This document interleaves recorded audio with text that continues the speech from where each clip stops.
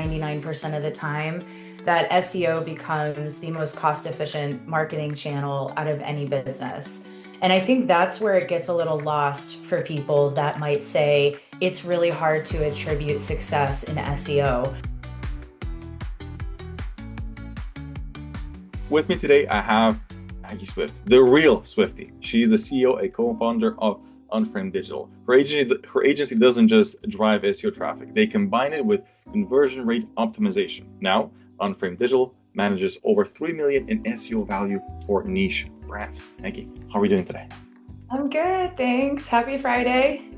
Yes, Friday. And Friday is the best day to talk about SEO and how to do it properly for your business. Now, before we go into all those things, can you tell me a little bit more about your journey? How did you start and how did you get here that you're today?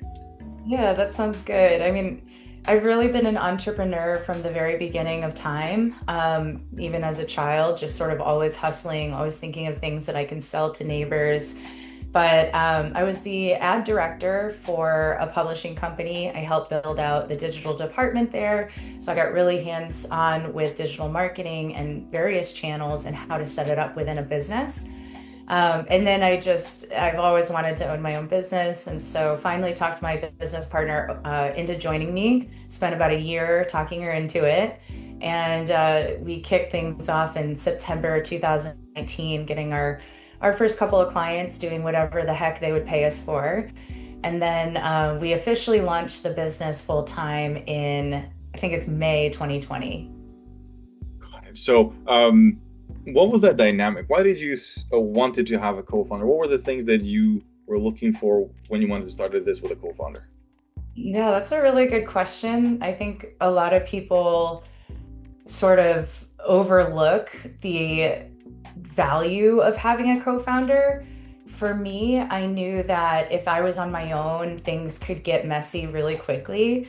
I'm a visionary type of personality, bouncing from ideas to ideas. And, there's a lot of positives to that, right? Where I'm moving the company forward. I'm always thinking big picture, but I knew that I really needed somebody to keep me in check. And the reason, I valued my business partner so much. She was my senior production manager at the publishing house. But I really was interested in her because she had skills that I didn't have. And she also could say no to me. I needed somebody that could put her foot down and say no. So, having a business partner has just been crucial. It's almost like growing up a single child versus growing up with siblings. Like, you have somebody that you can go through this with, go through all those ups and downs. You have enormous emotional support. You have a lot of if the partnership is right, of course, you have a lot of confidence that in that person's ability to kind of pick up if you are going behind or if you're having an off week or something.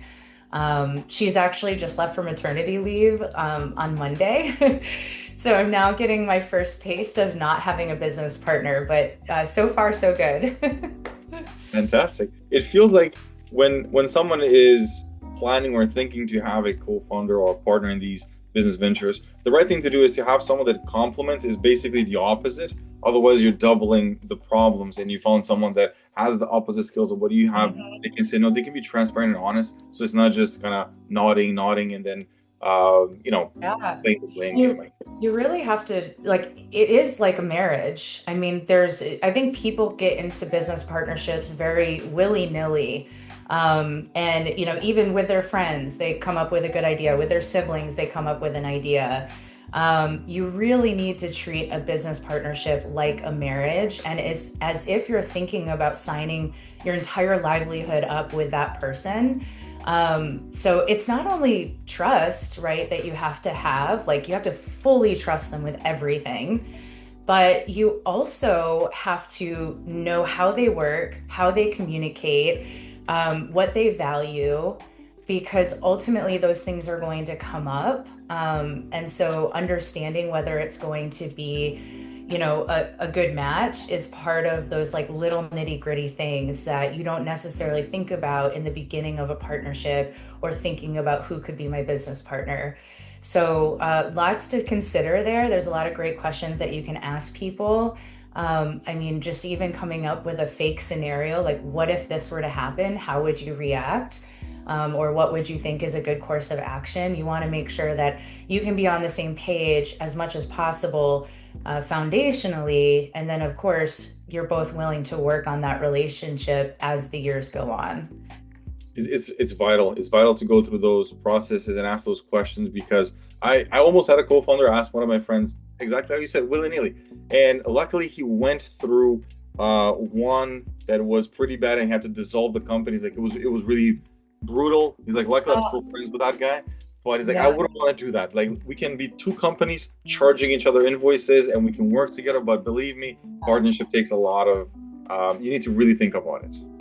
Definitely. And you need to leave your ego at the door, like you have to so often concede and negotiate, but you also have to hear that person out and get an understanding empathetically about where they're coming from. So yeah, it's challenging, but when you have a great partner, it makes it really worth it, I think.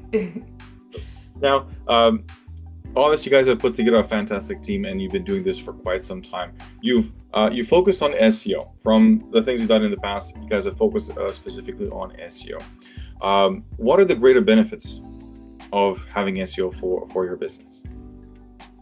Where do I begin?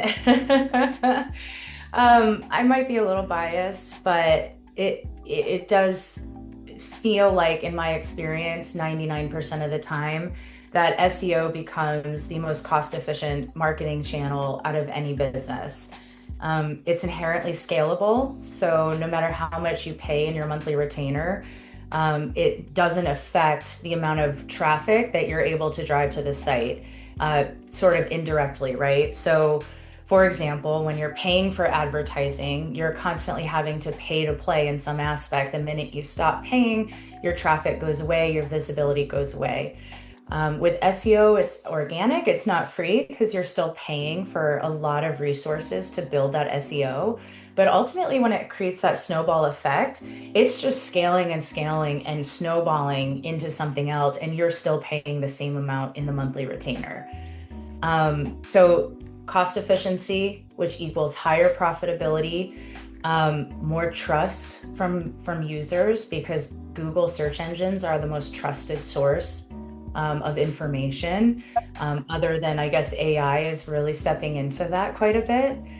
But as a business owner myself, it's the profit margins. If you have a great ROI on something, if something is enormously profitable, you can take my money as long as you want. Okay, there's a couple of things there that we'll go one by one. What I wanted to ask was, the first thing to that is, if it's so clear and there are so many good things about this, why is there so much skepticism, and why do people don't do SEO?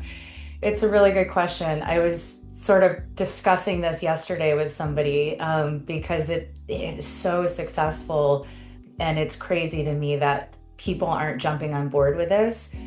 This is multifaceted, right? So, and it depends on the industry. So, first of all, SEO is super complex and technical. So leadership that are approving budgets, that are not necessarily giving marketing teams full autonomy.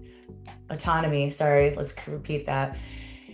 Marketing, so leaders, it's very complex, it's very technical. So leadership that are not necessarily giving marketers full autonomy when they are making budgeting decisions, they really don't get SEO oftentimes. They want to know how it works, and then they don't understand how it works.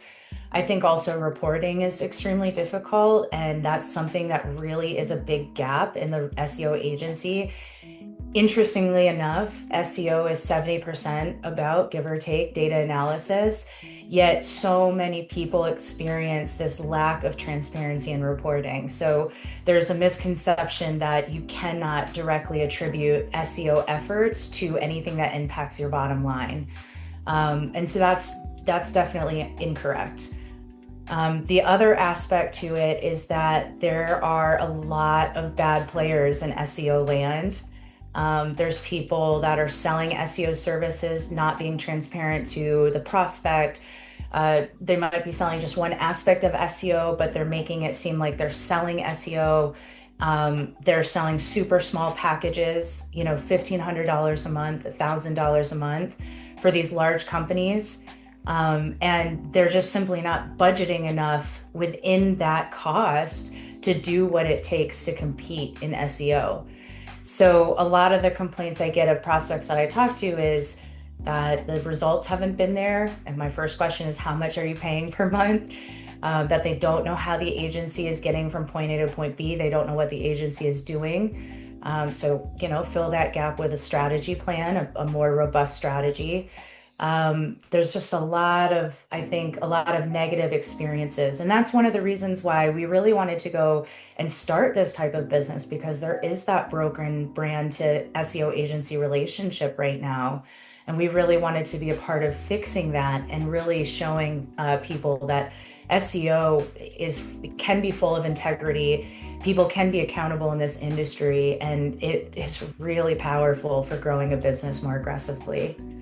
It's one thing that I grabbed as you were mentioning these things that stood out to me. It was SEO is 70% data analysis. Most people will say it's about the blogs, it's about what you say, it's about the keywords, it's about the backlinks, it's a white hat, black hat, purple hat, whatever hat you put on. But no one has ever said SEO is 70% data analysis. Tell me, what is the process that you do? How do you do it differently? How do you do SEO so that it is 70% data analysis and not just keyword stuffing? Yeah, totally. I mean, there's a very strict process to it. You're right that so many people think blogging and making content is helping their SEO, which to some aspect, in some cases, it totally is. But if you're not covering the technical aspect of it, if you're not optimizing for the on-page structure, if you're not doing things like internal linking, if you don't have great user experience and people are bouncing off that page, those are all going to negatively impact your chances at getting that blog ranked and getting traffic from that content that you just put out. SEO, like similar to marketing, like people and I used to do this too, and I still find myself doing this, is where you get excited about something and you just want to kick things off and go into execution. But if you took time to sit there and plan, analyze, think it through, and frankly, the majority of your time perhaps should be doing that planning and researching and sort of development phase of it. That's really where the execution is just going to be so much better. So we really spend a good month doing in-depth auditing across technical, on-page, of course, doing the research for keywords and then going into keyword mapping, prioritizing certain elements because we know what's going to move the needle the most. We also want to include deep competitor research. So competition, it's like interesting because you want to kind of have competition auditing as a part of your ongoing analysis, driving a part of your strategy, but that doesn't mean it should be the end all be all. But if we're going to compete against competitors, we want to know what they're ranking for and you're not ranking for. We want to know what their top pages are, why they're performing well. And then we want to say, oh, these are the gaps and we can actually make this page way better and outrank the competitors. So there's so much data analysis in the beginning and then just ongoing. We've made this change. How did that impact the rankings? We're seeing this page go down in click-through rate or going down in conversion rate. How can we make it better? Things change all the time in digital, and especially when up against algorithms. And so you have to kind of be ego-free, to use that word again, be ego-free in the sense of whether this data is good or bad, there's always an opportunity to learn from it. And so unless we're looking at the bad data, reporting on the negative data, we're never going to have that ability to consciously say, okay, this didn't quite work out the way I wanted it to. So what can we do to make it better? Constantly learning from that data. Okay, there's a couple of things that you mentioned that I think half of the people were scared of. That 1 month of auditing, most people are like, no, day 3, I know the keywords. You're going to search for a pool fixer near me and this near me, and we got it. This is the SEO solution. And then when you talk about reporting on the bad data, no one likes to look at the bad data. They kind of skim over that and skyscraper strategy, whatever they call it, and they don't want to see the full picture because it sounds like it's very short-sighted. What your approach is, this is something that you will do forever for a business. SEO is just part of everything that you do. There is no strategy, there's no tactic that is short. Yeah. And accountability is so important in marketing in general. Like when I'm analyzing new vendor relationships for us, accountability is something I look for. And I hope that I can catch that in the beginning phases, because the minute that they show me any inkling of they're honest, they're accountable, they're not afraid to mess up and admit to mistakes or even just talk about negative things, that's somebody I want to work with, because nobody's perfect, algorithms aren't perfect, technology's not perfect. And again, we're able to learn from that data. So I think in a sales process, as an agency or as a vendor, that's a really powerful thing. Like saying no to people, saying, this is what I'm learning, or saying, I'm not sure about this. I think those are all great indicators that you're a true partner and not just somebody selling them something shiny and exciting. Right, like the $1,000 package for XYZ blogs per week. Now, something that you mentioned off camera was that because you mentioned the algorithm several times. Algorithm is a black box, no schedule to it. Basically, it just happens. How do you deal with the algorithm changes when they hit? Well, first of all, like most SEOs, we have sort of fake testing sites that we've been building for years. These testing sites, they're indexed by Google. They act like a real website, but there's nobody's business is attached to them. These testing sites allow us to constantly test new approaches, constantly test the algorithms, and better understand and make hypotheses before we go in and implement anything on our clients' sites. So this gives us a great opportunity to learn more about the algorithm, especially during a time where it's changed. And Google just says, hey, we've updated our algorithm. Good freaking luck. So what we go is we kind of almost drop everything, so to speak, and we go into testing mode. We go into research mode. You really have to heavily invest in continued education with SEO. And what I mean by that is not taking courses. It's not taking classes. It's being a part of the greater SEO community on an international level, going to conferences, hearing people talk, sharing ideas. And so unless you're doing that, you're going to be farther behind when it comes to SEO. So our SEO director, bless his heart, is traveling the world all the time, going to SEO agencies or SEO conferences where the best thought leaders are there so that we can stay ahead as much as possible. Now, let's say someone is listening to what you're saying and they start to notice that, look, if an agency approaches me, they say they do SEO, I think it's fantastic to say one of the things to ask them, do they have these dummy websites? Because I don't think a lot of people do that. They're just going to roll it on their website, look at it for 2 days, and then roll on their client accounts. Let's say they follow all of your advices, they are working with you, they want to understand measurements of success and KPIs. How do you measure lead generation, KPIs? What are the main things that you look at for your clients to see this is how you should measure SEO and attribute success to it? Yeah, that's a good question. So, honestly, that's something you can also ask your prospects of future SEO partners. What do you think? What should my expectation be? How do you measure success in the first 6 months? How do you measure success after a year? Great points to ask and sort of get their feedback. But there's success metrics at all stages of the buying funnel when it comes to SEO. And I think that's where it gets a little lost for people that might say it's really hard to attribute success in SEO. It's really hard to understand how SEO is impacting our bottom line. Sure, in this day and age, it's hard for any marketing channel to have direct attribution, because the reality is that consumers, whether they're B2B or they're actual just individual consumers, they are using 10 different channels to discover new things between products and services. And so even if they're coming in and converting through a Facebook ad, you're most likely going to also have attribution across email, across a TV commercial across Google search engines, maybe even it's on, a publisher's site. So even if people are like, oh, Google Ads has that direct attribution, no, it actually doesn't really have that direct attribution either.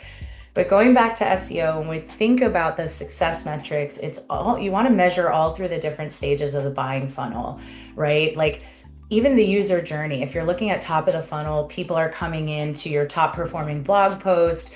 Where are they going next? Are they just bouncing off? Are they going into a different page that you want them to go to? Are they converting to an e-newsletter subscriber? If you're expecting a blog post that's top of the funnel to convert into a sale or convert into a lead, that's mismanaged expectations for the stage of the buying funnel. So that kind of knowledge is really important. And you also have to think about the keywords, right? So the top of the funnel keywords are going to have a higher click-through rate into the site, a lower conversion rate. So success metrics, high level, I would say first 6 months, you want to look at things like increases in traffic, increases in engagement, the growth of top landing pages, specific movements of your top keywords. Moving from position 45 to position 20 to position 8. There's probably some others there, but going into middle of the funnel, you're looking at more of a boost in those middle of the funnel keywords. You're looking at more engagement on specific service pages or product landing pages, and then conversions into conversion actions like an e-newsletter subscription, maybe a downloadable white paper. And then bottom of the funnel, of course, is you want to be measuring those leads. You want to be measuring the sales conversion rate, your actual conversion rate. That's a super important metric. You don't want to just measure the amount of conversions. You need to measure the conversion rate, the ratio between the amount of conversions and the amount of traffic from each specific channel. Next, we're going to get into the really impactful business metrics that all marketers should have access to and should be measuring. That's customer acquisition cost, that's customer lifetime value, these and profit margins, profitability across all of the channels. So oftentimes leadership hides this from their marketing team, and I can understand their reasoning. But in this day and age, if you want your marketing team to do the best job possible for the bottom line of your business, visibility into some of those metrics is going to be really impactful. It's a good breakdown because I think there is a lot of misconceptions around what happens at which stage. There's a lot of people that will think I made a landing page and I should get email submissions right away, or why are people not downloading this white paper where maybe that's not a norm for their industry, but they created it and they're thinking this is like the top of the funnel, but realistically there should be some sort of a process. And I remember I had a conversation with one guy that did this for doctors and for dentists and for chiropractors, and he was trying to explain to them look, no one wants to see you cracking necks in their feed, but they will search and see what you do and they will do something else. But don't look at the wrong metrics. Don't look at how many views you got on this channel on social media, whatever. It's like you have to look at it. You have to have the blogs because someone needs to read that, make an informed decision. But you're not going to see that in your submissions of emails or followers or likes on or your social media stuff. It's part of the business because that's part of the journey. And you can do different things to move them from one place to the other, depending on the keywords that you have. So if you are running SEO, is there another thing that you can do at the same time that will help your SEO, or SEO will help that marketing channel? Yeah. I guess in a broad sense, because there's so much you can choose from, right? You're like, yeah, you can add Facebook ads, you can add Instagram ads, but let's focus on just leveraging the power of SEO and the power of your digital marketing channels more than you can through just spending more money. So that's where conversion rate strategy comes into play. And that's what I love about building these optimized foundations is you can spend all the money you want, but if you're sending people to an underperforming website that doesn't truly message you, tells your story, that doesn't appeal to that target market, you're just throwing money down the drain essentially. So what I think you want to be thinking about really is, how do I continue to optimize these foundations now that I have this team in place executing SEO, executing paid media, And what can I do in an ongoing way to make sure that I'm continuing to refine. And so user behavior tracking software is great. Microsoft Clarity is an option that's free, forever free. I'll have to see it to believe it. But Microsoft Clarity is great. Something like Hotjar is great, a little bit more expensive. But if you can kind of analyze that user behavior in conjunction with getting started with SEO or just throughout a year, an annual marketing campaign, I think that would provide a lot of insights into increasing your conversion rate, making your website more user-friendly, and just be able to touch those users that much more to get them to turn into customers. How much do you get involved from an SEO perspective in the UI UX of the page? Because you're mentioning you don't want to send them to an underperforming website. Do you as an SEO agency have a say? Do you change things to indicate what works, what doesn't work? Oh, absolutely. And so people that come into our team and our partnership, they're paying a premium, and they pay that premium because they know that we're proactive website strategists, in addition to a bunch of other things. But we're proactive website strategists and conversion strategists. So we're not just going to take a website that you give us and optimize for SEO. We are human first, we're user first, Google second. So one of the pieces of our onboarding process is to actually audit their site and look at the design and have an art direction component to it, where any necessary structural changes, let's say we need to add an H1 tag and H2 tags, because there are none of those, we actually have an art direction aspect of it come in and with a web designer that mocks up options so that we can refine the design of these pages to incorporate SEO, but not hurt the overall brand messaging and brand strategy that already exists on the site. So that's a huge piece. And my account managers are also tasked with every month come up with something new, come up with a new idea. Of course, the client can decline it. The client can say, oh, that doesn't work for whatever reason, where we might go back to the drawing table or come up with a different idea. But they're charged with, you need to come up with more ideas to either increase conversion rate, increase user experience, something that's going to benefit them in the long term. And when you're coming up with these ideas, you're always having your clients in mind. It's very clear that you guys are very focused on that. Do you have different approaches when it comes to a e-commerce website versus a B2B, or someone that is developing a personal brand, or the SEO will work the same way for all of those? Well, there's different strategies. Your e-commerce strategy is going to be a lot different than a B2B lead generation model. Most of the time, the e-commerce strategies, you're dealing with a lot of SKUs, a lot of product pages. So it's definitely a lengthier SEO process. Whereas if you had a professional services firm that have less pages, less product pages to optimize, for example. But there's a lot of crossover, and especially if you can think creatively about how to, fix some of the SEO challenges that work really well for professional services. So I'll give you an example. Authorship boxes are something that's a really successful tactic for appeasing the EEAT content strategy during that helpful content update from Google that happened, a year or two ago. I can't even remember what time frame it was. But authorship boxes are essentially when you are reading a blog or you're reading a piece of content, you see the author's name, you see their email, maybe you might have a link to their LinkedIn or to, something else that they're connected to.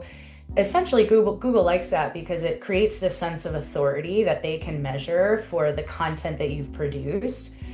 And so you think about, well, okay, how do I apply that to e-commerce, right? It makes sense if you're a financial advisor or you're a university. Well, this is where you can start to think outside of the box. How can we apply authorship boxes to product pages? So let's say that you're selling furniture. Well, what about adding an authorship box that has one of your top interior designers that love your brand, that promote your brand, and they're giving a little tip on how to style it, on how to style that specific sofa? So just between the two, yeah, there's different tactics, there's different strategies, and then there's different ways to think outside the box to appease Google, but also provide some really nice value to the user that really like establishes trust and shows a sense of quality for that, maybe that furniture brand. It's yeah, you got to think outside the box, because something like that now it sounds very obvious, but I'm pretty sure if you open 10 websites, they don't have anything like that, because like, oh, we don't have author boxes. It is what it is. Yeah. when when we're looking at some of these basics like the EET or whatever it's called, I think that one has been mentioned like so many times. Has there been any changes around the backlinks? Because backlinks has been something that is foundational, I believe. My knowledge is not massive in SEO, but has there been any changes in what you guys do or what do you see when it comes to backlink strategies? Backlinking, I mean, the most obvious change is that it just keeps getting more and more expensive. Publishers have realized that this is a significant source of revenue for them. So they really want to leverage that and build on in that revenue center. So they're getting more and more expensive. Backlinks, pretty much what has been consistent with backlinks is that they are still as important as ever. Google started the entire algorithm and organic search and SEO industry based on backlinks alone. And they're a great indication for them, a great sort of check mark that a website is authoritative and trustworthy. So oftentimes that's something that's overlooked, especially if a company is trying to run SEO in-house. They might be trying to do content, they might be doing some on-page, maybe their web developers doing technical, but the backlink part is where I really see a gap when people are trying to run it in-house instead of hire an outside partner. And so the challenge with that is if they're doing PR, well, PR is great, but PR is going to have a little less consistency when it comes to adding those backlinks, because you might not get chosen in an editorial sense. The website from the PR perspective might not have that much authority according to Google. The positive of PR is that it's usually a really relevant link and you get traffic from those referral sources. But with backlinking in SEO land, you really have to pay to play. And if you're not paying to play, your competitors are paying to play. What I think scares people is sort of that movement in SEO where they were getting sold these huge lists of unqualified, like not great websites that had very sketchy traffic. And that was very negative. That was not a good thing. And so people are now scared to purchase backlinks, but you have to purchase them. You have to do it in a strategic way. You have to analyze the quality of traffic. You have to analyze the site's DA. You have to analyze where that traffic is coming from in the world. There's a lot of different indicators that we want to look at before we go ahead and acquire that backlink. It goes back to the 70% of SEO is data analyzing, and this is one part of that whole. Yeah, totally. And those backlink relationships are built out over time. So this is also something that I think a lot of brands don't realize, is that we're not like doing kind of the PR thing where we're sending it off to specific publishers. We've built up a list of websites and webmasters that we formed relationships with over the years, that we can target in any industry that comes our way, but that we know is quality and that we can kind of pull from and get those backlinks quickly instead of waiting for somebody to respond to our inquiry. I think that's one of the stuff that I've heard in the past, that it's very valuable. You're buying those relationships when you're working with an agency, because you're shortcutting those things. Someone worked on them for years and years, and it's very valuable. I think a lot of people are now focusing on the content because they can produce it massively with AI. So the backlink is something that is easy for people to win if they focus, because that is still, like you mentioned, is important as ever. Now, because we mentioned AI a little bit, a couple of years ago, it showed up out of nowhere, and it was shown to us as the SEO killer. The Google search is done. There's no more Google search. That was what was going to us. Here we are. Everything is perfectly fine. So how do you guys mix in AI in your process? To what degree do you even play with it at all? What is the AI role what is the role that AI plays now into your SEO process? Yeah, AI is super important. I mean, we've been using AI in our internal processes before the chat GPT boom, if we want to call it that. So it was pretty impressive when ChatGPT launched, and we were thrilled at the capabilities of it and continue to love other AI, like even Claude AI is probably my favorite for creating content. Um, but ultimately, what we do is we really looked at our internal processes. What can we automate? What can we speed up through AI? Especially all those mundane tasks. There's so many mundane tasks in SEO that can be super time consuming. So that was really exciting to be able to kind of get those off of people's plates and have that automated. There's still some things that need to be totally manual or need to have more of a manual touch. But I think marketers everywhere are feeling this sense of, wow, this is making my job so much easier in an age where marketing has become so much harder given the digital aspect and driving of technology. When it comes to AI versus SEO, SEO is dead. That's just simply propaganda I'm not willing to fall for. I actually have a cute little TikTok-esque post going out on LinkedIn about that. But yes, we're seeing some negative drops across top of the funnel traffic when it comes to the use of AI versus Google. More of those informational, resourceful keywords, long tail that people are using to gather information and do their research. Absolutely, that has significantly dropped, sometimes upward of 40%. So that's a little scary, right?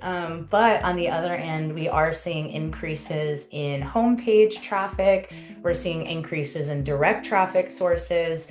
And then we haven't seen that much of sort of a drop in more of those bottom of the funnel keywords, those like, near me keywords or even best financial advisors. So that's been a positive of it. I think ultimately what every company needs to be doing right now is optimizing their site for AI as best as they can, staying ahead of it, and incorporating AI into their internal processes as much as possible. Because if you don't, your competitors will. That will make them more profitable, more productive, and ultimately be able to earn greater market share over you more quickly. I'm happy to hear that. Usually, people get a very defensive stance where you're like, no, we embraced it, we loved it, we used it before ChatGPT was a thing, and you have to use it to get, like you said, you have to get it because otherwise your competitors are definitely using it, and they're just not. I don't know. It's like a dirty word. They don't want to say that we use AI. There's always like Yeah. Yeah. explanation, right? Yeah. Well, and it's funny. I mean, before ChatGPT, when we were saying we have two tracks, we have an AI assisted track or a senior human copywriter track, they'd be, oh no, can't do AI. No, we're not comfortable with that. And now, 2 years later, it's like, oh, that's great. We're very AI friendly. But I think anybody that is saying all positive things about AI in the SEO world are just simply lying through their teeth. It's scary, it's time consuming to learn. People, some people are super technology driven and they love it. That's awesome. But there is this air of uncertainty around it, especially because of how fast it's moving. Like, we've already had to adapt and move quickly because of Google's algorithm, but AI is like speeding up that so much that it's a little nerve-wracking for me. My director of SEO though loves AI, so I leave it to him to deal with. I am somebody that's a little bit of a slow crawler. I feel like they're throwing too many curveballs at us. If it was like back in the day, you would have Google and Yahoo. Now we have probably like 10 to 15 to choose between. So we don't know what to do.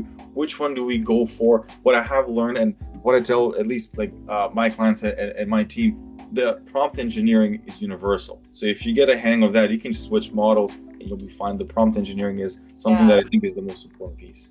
You bring up a really good point and something that I've personally felt, which is this sense of overwhelm, trying to figure out where to start with AI. And this was my own internal stuff because our SEO team has been off to the races quite some time ago, right? And so when I'm thinking about it as a CEO and business owner, I have felt very overwhelmed, very intimidated. And as that visionary personality, I'm trying to do everything all at once and bouncing from AI to AI. But someone gave me good advice, which was just start with one thing. You know, you don't have to like build out an entire process in the next 2 weeks. Just test something out, start with it, see what happens. And so that felt really good. And then the other part to it, the prompt engineering, another great tip I got was if you suck at prompts, you're not a prompt engineer, ask AI, ask ChatGPT, what other information do you need from me in order to provide me with the best response? It is amazing Yeah. that I heard that as well, and I was like, I never thought of that because you do have. Right. It makes sense. It does make a lot of sense, and I do use that. I do use that all the time. And like you, I stuck with. I don't know if it's the best or the worst, but for me, it's 90% of the time it will be like ChatGPT, just because I have things to analyze. I don't use it for creative writing, but in the early days, I had them all, and I was like, I don't know I don't know which one is better. I don't know. Yeah. I was running through this all day long, and nothing's being Yeah. done. But then I started noticing, as it was becoming more popular, I started noticing on Google Analytics that the website was showing up in AI searches. It would be like traffic attributed to ChatGPT, or it would be to Perplexity, because Perplexity does a lot of research, right? Is there something that we can do to track that in like better, or probably is there a different process to track traffic from AI to optimize the website for AI? Yeah, there is processes, and we're currently in the process of we always invest in our reporting really deeply and continue to add more data points, try to find more workarounds, because obviously there's a lot of things that are limiting, like Google Search Console even has limited data of what we actually want to see. So right now we are currently working on how to build out a report that is going to be AI driven, that's going to show the visibility in AI. A lot of the time, these AI sources are zero click. So you're not necessarily, person is not even getting the opportunity to click. That's why they're seeing the information and then going into Google and searching the direct brand, or, you know, kind of going to that direct brand's homepage. So there's a lot of moving and shaking. A lot of it is zero click. And so ultimately we're just trying our best to figure out the reporting on this side of things and to see what we can come up with. It's amazing. Okay. So at least we know we don't need to be worried about it. It's not spoofs or anything. It's just zero clicks, because that's how the models work. Yeah. If someone is going through this process and learns a lot of the stuff that you're showing us today and sharing, and they're starting to implement, and they're starting to learn, and they're starting to see the benefit of how this SEO is just basically part of business. It's going to be day to day, and it will be forever. Are there any tools that you will recommend for someone to be like, this will open your eyes on how this would work, to get the feel for it? Are there any tools that every business should be using when it comes to SEO? SEO tools, there's so many of them. It depends on what you want the most support on. We use a slew of them because others offer better data in some aspects than others. So Ahrefs, we love for backlinks. We love it for your competitor analyses. Just as two examples, Semrush is a great one for getting more in depth on keyword analyses. Surfer SEO was really fun for us to check out when it came to content and on page. We love Ask the Public. That's a really great way to be a little bit more creative on trending items and content directions. Gosh, there's just so much, and they keep popping up more and more and more. So we're just trying to keep up with the things that seem to be the most interesting that can solve our unique problems. So that might be something to ask yourself too, as you're figuring out which ones to get. But a good starting one, I think, is absolutely Semrush, for sure. Screaming Frog is another one, but good starting is Semrush. Semrush it is. Now, Maggie, if someone hears all the stuff that you're sharing here, and they like the process that you have and the stuff that you guys are doing, how do people get a hold of you to work with you? They can't. I am taking off. I'm flying to Mars. Goodbye. So our website is unframeddigital.com. Check us out. You can also email me at Maggie, Maggie, at unframeddigital.com. Most importantly, come check me out on LinkedIn. I'm under Maggie Swift. Would love to catch up on LinkedIn and hear from you.